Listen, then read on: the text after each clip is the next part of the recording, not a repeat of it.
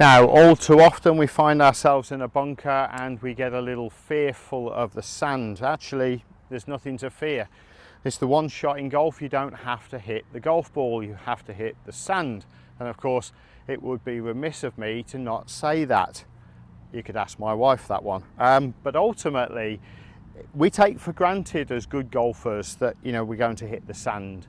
And invariably, depending on the type of golfer that you may be completely beginner at this point and not aware of the fact that you can hit the sand. Let the sand create the elevation and the power on the shot for you. It's the sand that throws the ball out.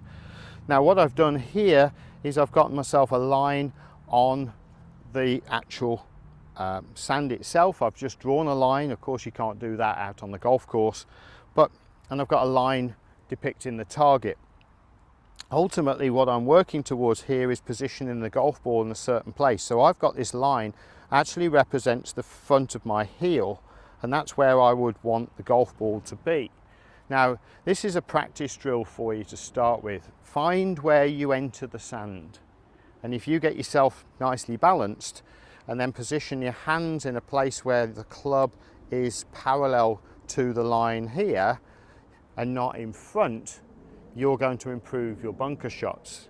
All too often I see folk trying to get the hands in front of a bunker shot, and you do not need to do that. In fact, your hands need to be behind. With regards to the club face, ultimately, if you can imagine you're balancing a glass of wine on that club face, you don't want to be spilling it. So you don't want to be throwing it off there as you come through the impact either. So you want that club face to deliver all the loft that it can onto or into the sand, and that ultimately means that the very back edge of the club will be doing the work that you desire it.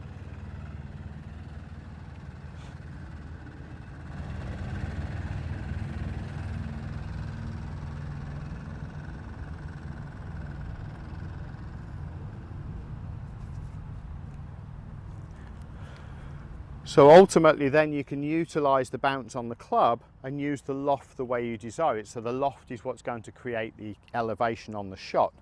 As a practice now, set yourself up with a line, set your hands behind or in line with that line, and then just make a few swings.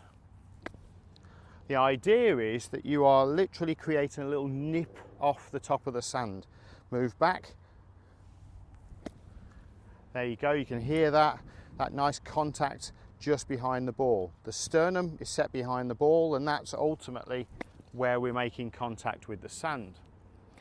Now I'm confident I can do that with the ball there. Set the ball in line with the heel, my weight over the laces on the front foot, and then make the same practice swing.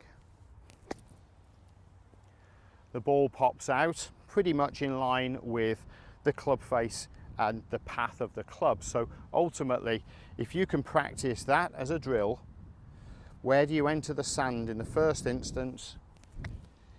You've got a very comfortable swing that you're trying to make. Now, if you find that you're a little bit too tall to the shot, then invariably you don't get to hit enough sand. And this is one of the biggest mistakes that I see. The one thing that we need to make sure is that we are bringing our hands down as well and getting my hands nice and close to the knees as well when we play the shot. Notice I can still turn my body, but whilst I've got a very solid platform here, I'm able to make a nice consistent strike on the sand behind the golf ball. So, when we're playing these shots here, there's a couple of small adjustments that we generally will make in playing the shot. So, the firstly is making sure that the golf ball is far enough forward in the relation to the feet. Too often I see the golf ball too far back, hands forward. Now the club's going to dig into the sand.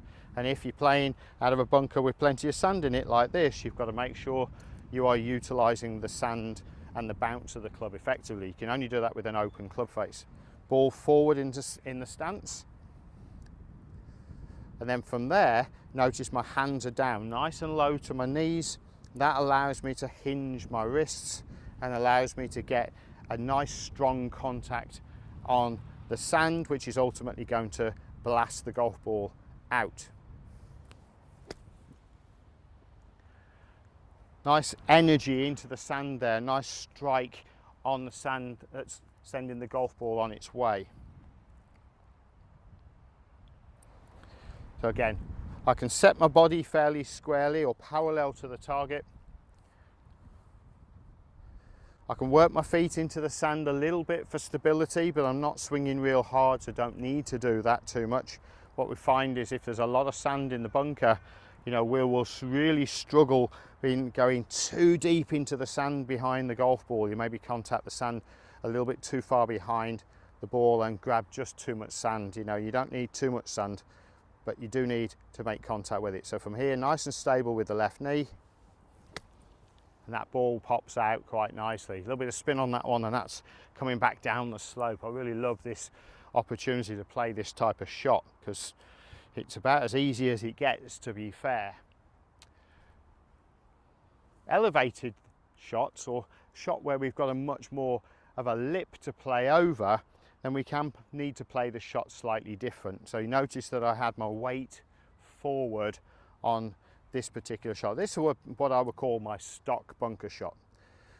I want my weight to ease back very slightly, but I want to keep my weight forward in the stance here, but move my sternum just slightly behind the golf ball. So now I feel like I can really let the golf club go past the hands when I do this shot. So I'm looking for more elevation. Imagine now I'm playing on the road hole bunker at St Andrews. So basically going to bring the hands a little further back, but I'm just tilting my body just very slightly forward. I've still got my weight on my front foot. That gives me stability in terms of consistent contact on the golf ball. But I'm going to let the golf club whip past my hands much more aggressively, and that will pop the golf ball up in the air. It also pops a little bit of extra spin on it, so that gives me a chance to get the golf ball out. Got a little bit of forward slope, it's not coming up quite as much as I would like. And of course the road hole bunker is about this deep, so you know there are some shots that are just that little bit more challenging. So set the hands, make sure the club face is way open. See, my hands are way behind the ball. You know, I've got that nice seated into the left heel. And then pop that ball up. Be really aggressive when you want to pop the golf ball up quickly and give you the elevation. So when there's lots of sand, it gives you confidence to hit hard. And of course, we don't always play out of perfect lies. And that is something that we have to then go ahead and practice. And if you can't practice out of a decent bunker, or you can't play shots from a decent lie, then it's very difficult to gain confidence on playing out of lies that are not so comfortable. So get and practice on a fairly level lie first with some decent sand to play from, and give yourself a chance to learn the skills of playing the basic bunker shots. Give that a go. It's going to help you get out the bunker first, and that's the first and most important thing. Get out of that bunker, and then you can worry about getting it closer to the hole ultimately.